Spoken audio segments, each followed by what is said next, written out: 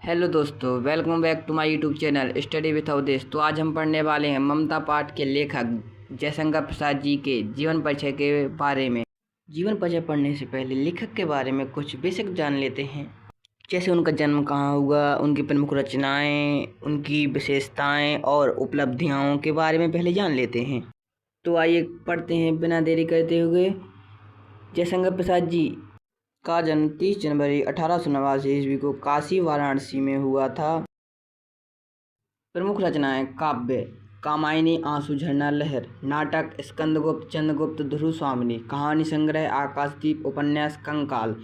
वे छायावाद युग के प्रमुख कवि, नाटककार, कहानीकार, उपन्यासकार थे। विशेषताएं: छायावाद के 4 स्तंभों में से एक। काव्य में दार्शनिकता, रहस्यवाद और मानवीय संवेदनाओं का सुंदर चित्रण। इनकी भाषा संस्कृत मिश्र मधुर और काव्यात्मक है। इतिहास, संस्कृति और मानवता के प्रति के महान दृष्टिकोण। उपलब्धियां: हिंदी साहित्य को नई ऊंचाइयों तक पहुंचाया, आधुनिक हिंदी काव्य और नाटक साहित्य को समृद्ध किया। इनकी रचनाएं आज भी साहित्य प्रेमियों के लिए प्रेरणा स्रोत हैं। उन्हें साहित्य का गौरवमयी सर्जक माना जाता है। जीवन परिचय पढ़ने से पहले मैं आपको बता रहा हूं कि यह बहुत महत्वपूर्ण जीवन परिचय है, जो कि 2026 बोर्ड एग्ज़ाम क्लास 10th में आया था और 2027 में भी आने के चांसेस बहुत हैं। तो आइए पढ़ते हैं।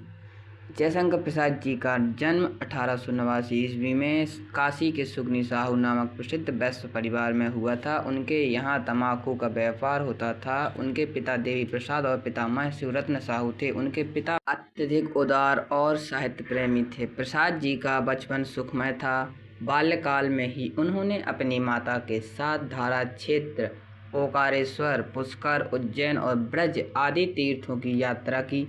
यात्रा से लौटने के बाद पहले उनके पिता का और फिर 4 वर्ष पश्चात उनकी माता का देहांत हो गया। प्रसाद जी की शिक्षा, दीक्षा और पालन पोषण का प्रबंध उनके बड़े भाई शंभुरत्न ने किया और क्वींस कॉलेज में उनका प्रवेश कराया, किंतु उनका मन वहां ना लगा। उन्होंने अंग्रेजी और संस्कृत का अध्ययन घर पर ही किया।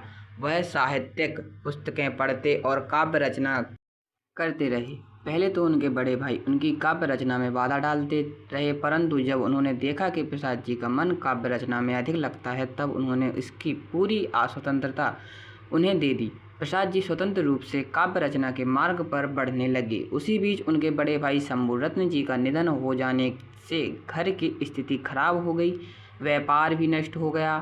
पैतृक संपत्ति बेचने से कर्ज से मुक्ति तो मिली, पर वह 6 रोग का शिकार होकर मात्र 47 वर्ष की आयु में 15 नवंबर 1937 ईस्वी को इस संसार से विदा हो गए।